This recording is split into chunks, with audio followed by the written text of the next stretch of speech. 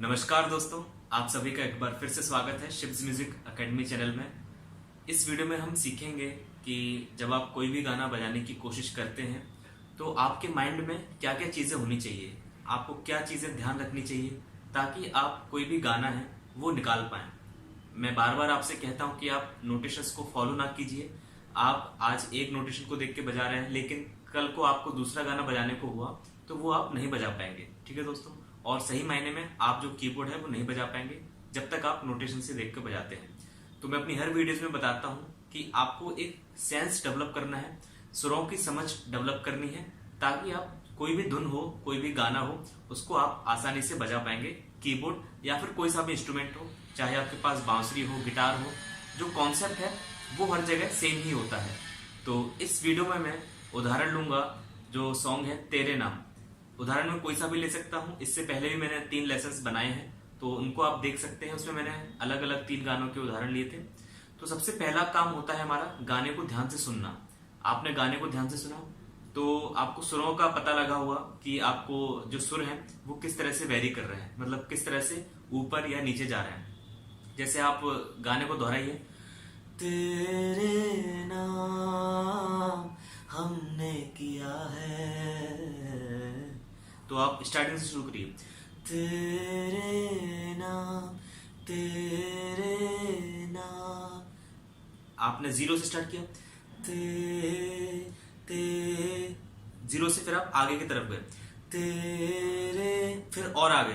अब जो आपका 0 है वो आपको ढूंढना है कीबोर्ड पर या फिर जो भी आपका इंस्ट्रूमेंट है। 0 मतलब कि जो रेफरेंस पॉइंट है।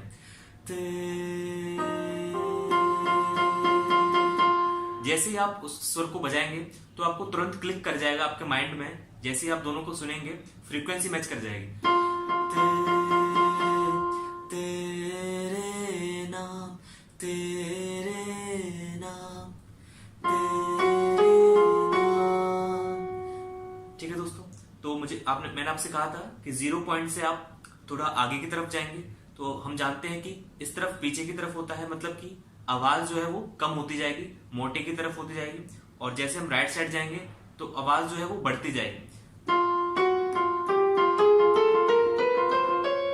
तो इस तरह से आप ध्यान रख सकते हैं, तेरे नाम, फिर वापस लौट कर आए, तेरे नाम हमने किया है। फिर आपको सुनने पर और पता लगेगा कि वो और मोटा होता जा रहा है, हमने किया है जीवन अपना सारा सनम हो। ठीक है दोस्तों, तो जैसे जैसे आप प्रैक्टिस करते जाएंगे नए नए गानों की, वैसे वैसे आपको आइडिया लगेगा। और जितनी आप गलती करते हैं उन्हीं गलतियों से आपको सीखना है। कि जैसे आपने ये गाना निकाला, मान लीजिए आपने 0 नोट ढूंढ लिया, इसके बाद आप आगे के नोट्स नहीं ढूंढ पा रहे हैं, तो ये भी हम देख लेते हैं क्या होता है। मान लीजिए आपने ये वाले नोट दबा दी गलती से, तो फिर आपको वो स्वर ध्यान रखना है कि जब आप यहां से यहां पर जंप किए थे तो किस तरह का साउंड आया था। इस तरह का साउंड आता है। तो ये साउंड आपको मदद करेगा जब आप नया गाना निकालेंगे आगे चल के।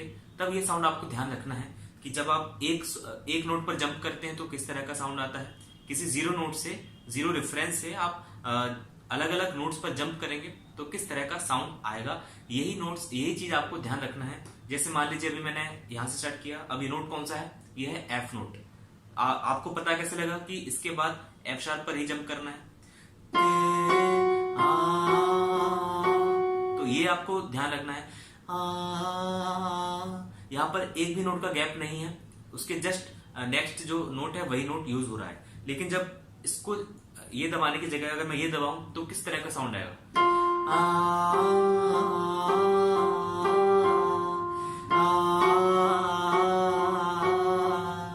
तो ये चीजें आपको ध्यान रखते जाना है जैसे जैसे आप प्रैक्टिस करेंगे। उसी तरह से आप अगले नोट पर जाइए,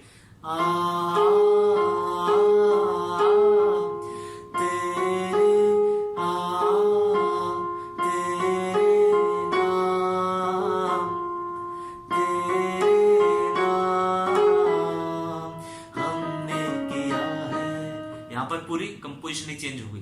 तो आप एक एक नोट का जो इम्पोर्टेंस है वो समझ सकते हैं कि किसी भी एक नोट के बजाने से जो उसकी धुन है वो चेंज हो सकती है।